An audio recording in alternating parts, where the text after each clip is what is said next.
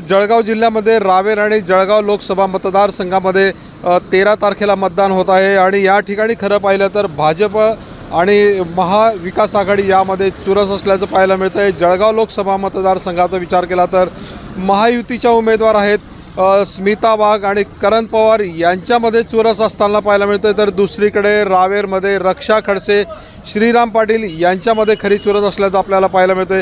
गेल्या 1 ते 1.5 महिन्यांचा जर विचार केला तर प्रचारासाठी कार्यकर्त्यांनी आणि उमेदवारांनी पायपीट केल्याचं आपल्याला पाहायला मिळतं। आज प्रचाराचा शेवटचा दिवस आहे आणि आज देखील जास्तीत जास्त मतदारांपर्यंत पोहोचण्याचा प्रयत्न उमेदवार आणि त्यांचे कार्यकर्ते करताना आपल्याला पाहायला मिळतं।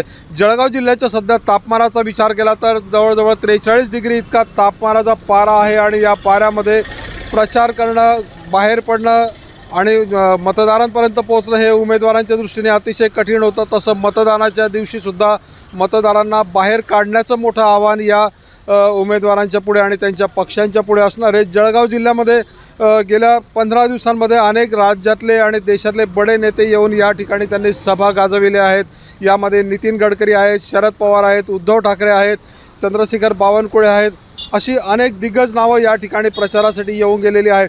या नेत्यांनी आपल्या पद्धतीने एकमेकांवरती प्रत्यारोप केलेले आहेत। त्याचा थेट फायदा कसा होईल हे येत्या 13 तारखेला आपल्याला मतदानाच्या रूपातनं कळणार आहे। या ठिकाणी प्रत्येक पक्षाने दावा केलेला आहे की आमचाच विजय होणार, अशा प्रकारची भूमिका प्रत्येक पक्ष उमेदवार करताना आपल्याला पाहायला मिळतोय। मात्र खरं जनता कोणाच्या पाठीशी आहे हे 4 जूनला आपल्याला पाहायला मिळणार आहे। चंद्रशेखर नेवे, एबीपी माझा, जळगाव। एबीपी माझा, उघडा डोळे बघा नीट।